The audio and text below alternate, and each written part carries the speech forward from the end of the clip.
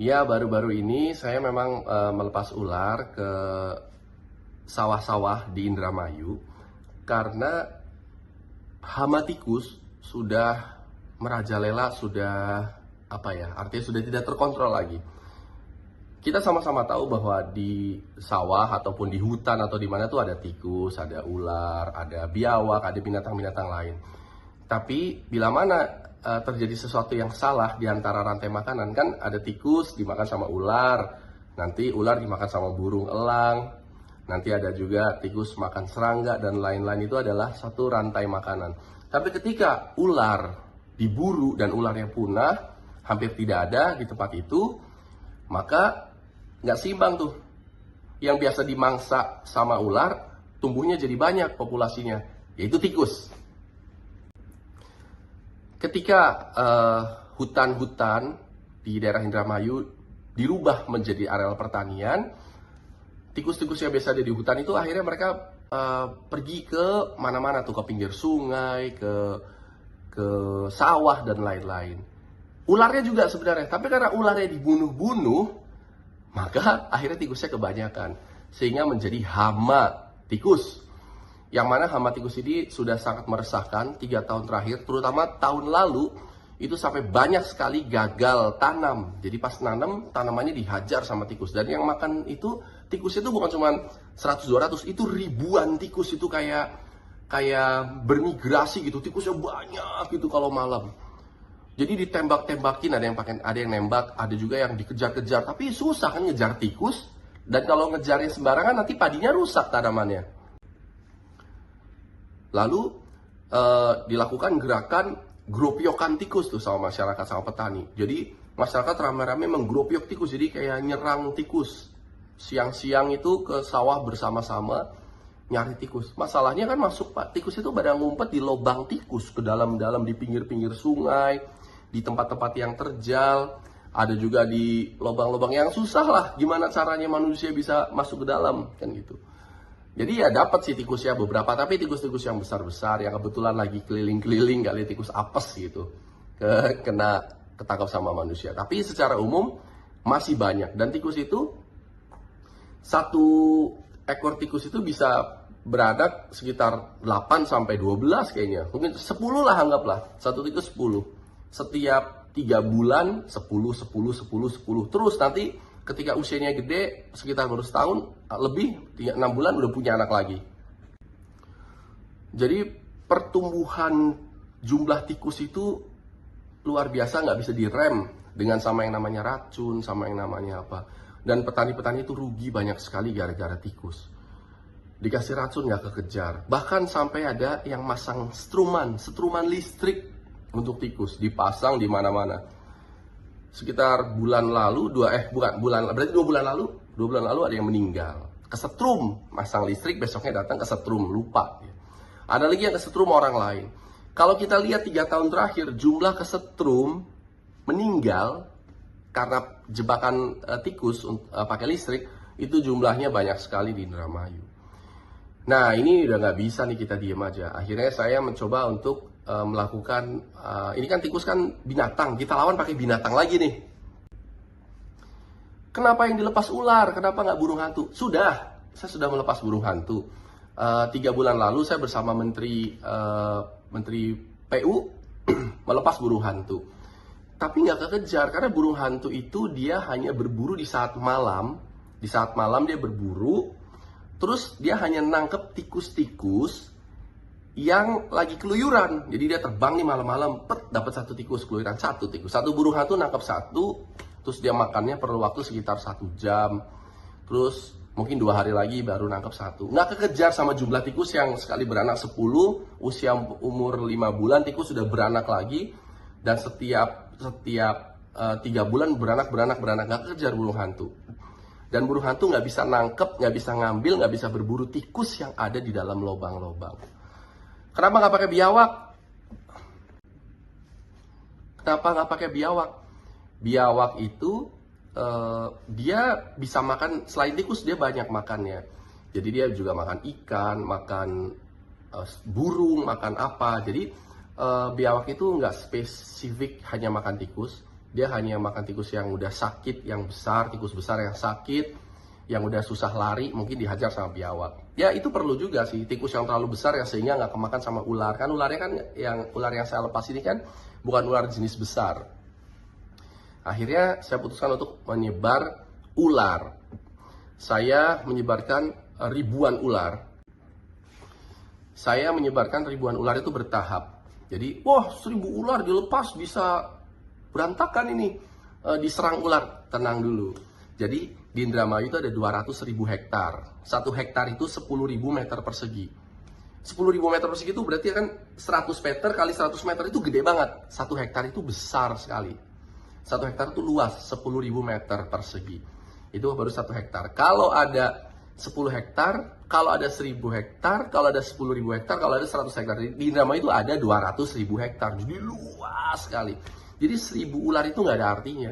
Kalau saya nyebarnya 100.000 ekor ular, maka perbandingannya 1 ular untuk 2 hektar. Jadi ini 1.000 ular itu nggak ada apa-apanya dibandingkan dengan luasan Indramayu dan jumlah tikus yang begitu banyak. Maka menurut saya masih kurang. Targetnya apa? Sebenarnya saya nggak ada target. Nyari ular 5.000 ular juga rada susah. Saya mengumpulkan teman-teman komunitas. Saya kemarin dengan Dream Team. Dream Team itu ada Panji Petualang, ada Dede Inun, ada Alsat, ada Irfan Hakim, dan lain-lain. Itu kemarin saya undang semua ke Indramayu untuk Festival Reptil tanggal 27 bulan lalu, bulan Juli. Untuk Festival Reptil, mengenalkan kepada masyarakat bahwa ada reptil macam-macam, ada ular jenis yang berbisa, jenis yang tidak berbisa, ini sahabat tani, ini yang makan burung, ini yang makan ikan, ini yang makan tikus. Nah, inilah ular yang makan tikus. Ular yang akan kita sebarkan di pertanian Indramayu. Ular apa yang disebar? Ularnya itu namanya, kalau bahasa Latinnya itu Colognathus radiatus. Ini biasa disebut ular lanang sapi, atau kalau bahasa Inggrisnya red snake lah. Jadi red snake itu ular pemakan tikus. Red itu kan tikus, snake ular tikus. Jadi memang ular yang makan tikus.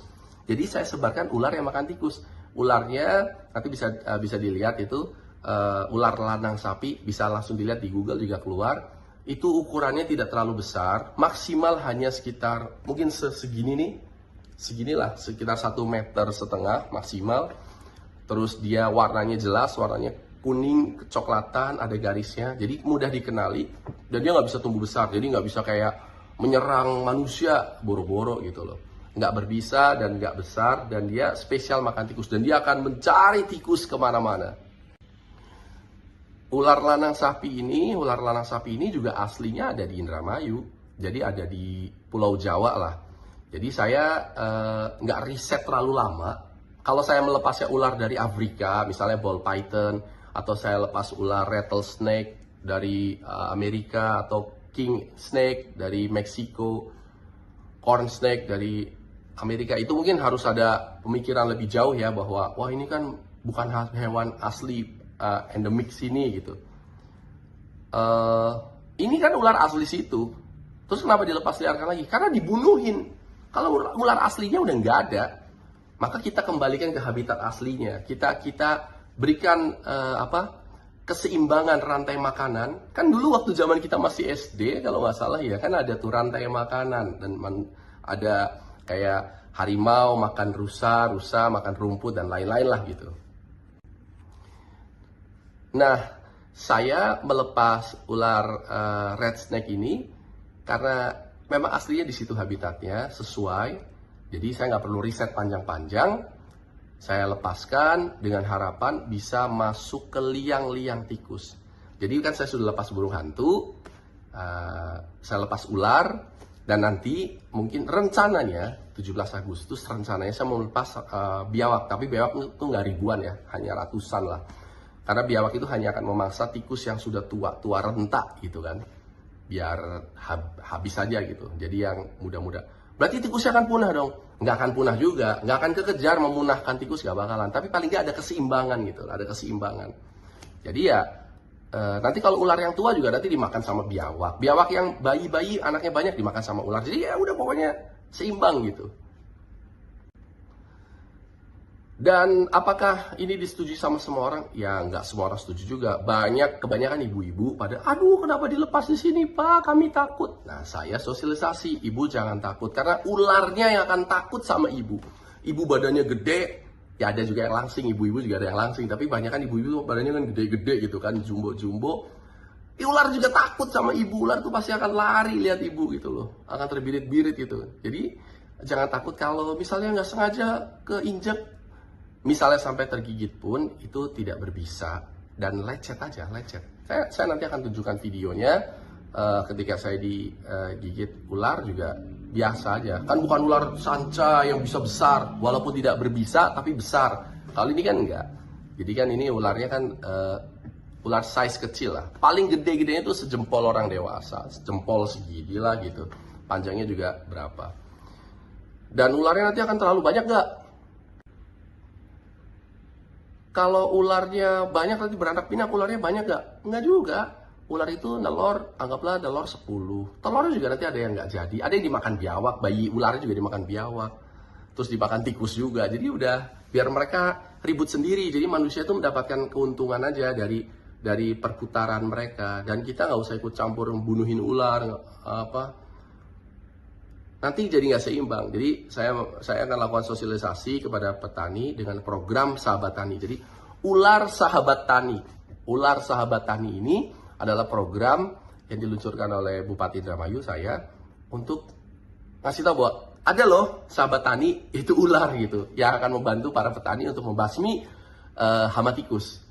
Kasihan orang-orang yang kesetrum gara-gara jebakan tikus itu sampai pada kesetrum dan meninggal. Kan yang meninggal itu kan ayah dari seseorang, jadi ada anak yatim dan ada janda. Ya, jadi nanti saya akan sosialisasikan kepada masyarakat tentang program memberantas hama tikus dengan binatang-binatang juga. Jadi dengan burung hantu, dengan ular, dan dengan biawak.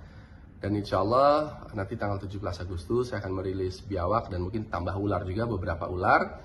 Dan nanti bertahap gitu, karena kan nggak semua di Indramayu nanamnya berbarengan, karena ada yang di kecamatan A baru nanam di bulan depan, kecamatan B bulan ini, kecamatan C bulan Oktober. Jadi pas lagi penanaman kita lepas ularnya, karena pas lagi nanam itu disitulah tikus akan datang dan disitulah dihadang sama ular. Jadi tikus berhadapan sama ular-ular gitu. Ya mudah-mudahan Allah meridhoi dan mudah-mudahan masyarakat juga bisa memahami. Yang takut ular harap geser dulu sedikit, biarkan ular ini membantu para petani membasmi hama tikus. Ular Sahabat Tani. Saya tahu tidak semua orang suka, tapi saya mohon maaf, minta pengertiannya karena saya sedang membantu para petani supaya tidak rugi. Karena Indramayu adalah lumbung padi nasional, ada sekitar 1,8 juta ton setiap tahun gabah yang ada di Indramayu, ada 800.000 ton per tahun beras di Indramayu, yang dimakan sama orang Indramayu itu cuma 200.000 ton. Sisanya 600.000 ton itu dibagikan keluar Indramayu, ke Jakarta, ke Jawa Barat. Nah, kalau di sini petaninya bermasalah dengan tikus sampai gagal panen, nanti ada kelangkaan beras, maka ya nanti di Jakarta jadi gak ada beras loh gitu. Jadi maksudnya ini sebenarnya saya melakukan ini membantu para petani Indramayu. Endingnya ujung-ujungnya adalah membantu ketahanan pangan nasional, ketahanan pangan orang Jakarta, orang Bandung dan lain-lain. Karena sebagian besar beras yang ada di Jawa Barat itu datangnya dari Indramayu.